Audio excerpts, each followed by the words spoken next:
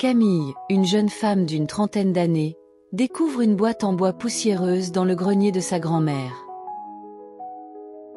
À l'intérieur, des lettres jaunies par le temps, soigneusement attachées avec un ruban bleu ciel.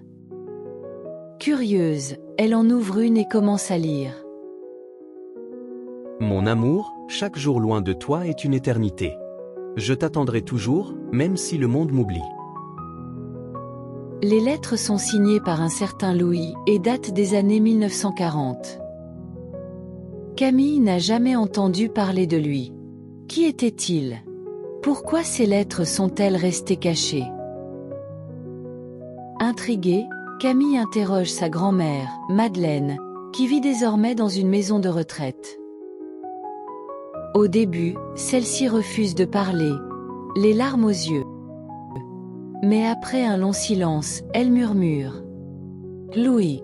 Je l'ai aimé plus que ma propre vie. Madeleine raconte alors son histoire. Pendant la Seconde Guerre mondiale, Louis et elle s'étaient promis de s'aimer malgré tout. Mais un jour, il fut envoyé au front et ne revint jamais. On lui dit qu'il était mort.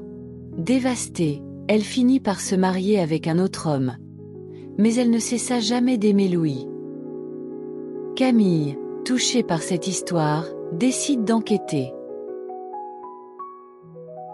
Elle se rend aux archives militaires et découvre un détail choquant. Louis n'est jamais officiellement mort. Son nom figure sur une liste de soldats portés disparus. Avec l'aide d'un historien, elle suit la trace de Louis jusqu'à un village éloigné. Là-bas, elle trouve un vieil homme solitaire, perdu dans ses souvenirs. Il s'appelle Louis.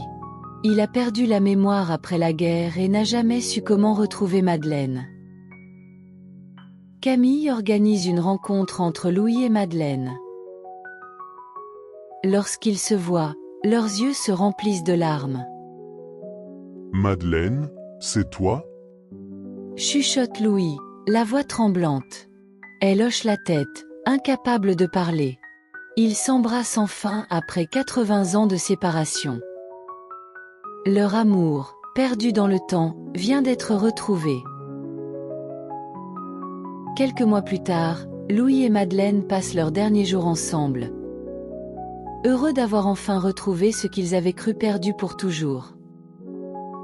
Camille publie leur histoire sur Internet, touchant des millions de personnes. Et ainsi, les étoiles de l'oubli ont enfin brillé à nouveau.